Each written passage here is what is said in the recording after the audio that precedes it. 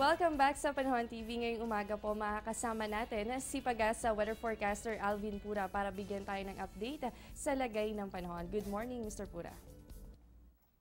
Good morning sa iyo, Jessie, at good morning sa inyong mga viewers. Mr. Pura, kahapon po ay meron tayong binabantayan na low pressure area. Ano na po ba ang pinakahuling balita kaugnay dito?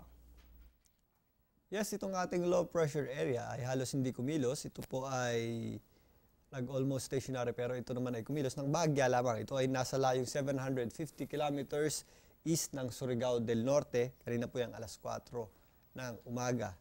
At ito pong ating low pressure area ay posibleng makaapekto or yung kanyang trough or extension ay maaaring magdala ng kaulapan at mga posibleng pagulan dito po sa ilang bahagi ng Eastern Visayas, Davao Region, Caraga at Zamboanga Peninsula. So yan po na sa mga kababayan natin sa mga nabanggit na lugar, patuloy po tayo mag-monitor sa kondisyon ng panahon dahil anumang oras ay posible na po kayo maapektuhan nito nga low pressure area. At Mr. Pura, ano po bang senaryo nito nga low pressure area? Posible po ba ito nga ma-develop sa pagiging isang bagyo o kung hindi naman ay kailan po natin inaasahan ang pagkalusaw nito? Itong ating low pressure area ay napakaliit ng chance ang maging isang ganap na bagyo. Sa ngayon, ito ay inaasahan nating posibleng malusaw sa susunod na 24 hanggang 48 hours.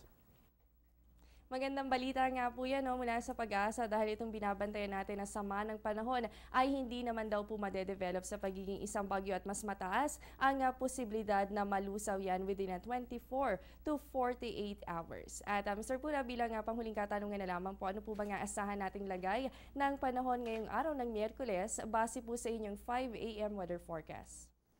Maliban nga dito sa binabantayan nating low pressure area na nasa silangang bahagi po ng Mindanao area, itong ating easterly siya pong nakaka-apekto sa malaking bahagi po ng ating bansa. Makakaasa naman tayo ng maliwalas na panahon at kung may mga pagulan tayo, isolated lamang po ito sa malaking bahagi po ng ating bansa. Kasama na po dyan ang Metro Manila. Maliban nga lang dito sa area ng Eastern Visayas, Davao Region, Caraga at Zamboanga Peninsula na kung saan makakaranas tayo ng mga maulap na pawirin at kung minsan meron tayong mahina hanggang katamtamang pagulan or mga thunderstorms, dulot po yan ng ating trough ng low pressure area. Maliban po dyan, fair weather po at maalinsangan pa rin ang ating panahon sa malaking bahagi po ng ating bansa.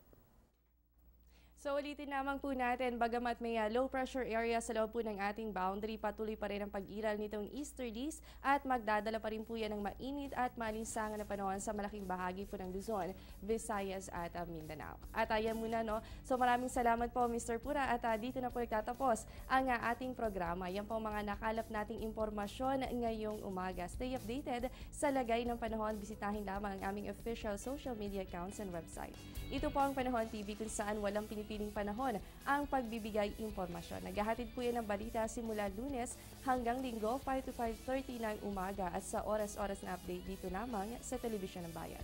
Ako po ang inyong nakasama ang inyong weather body, Jessie Basco. Magandang umaga sa inyong lahat.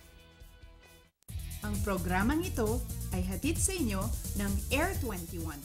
Sagot ko, padala mo.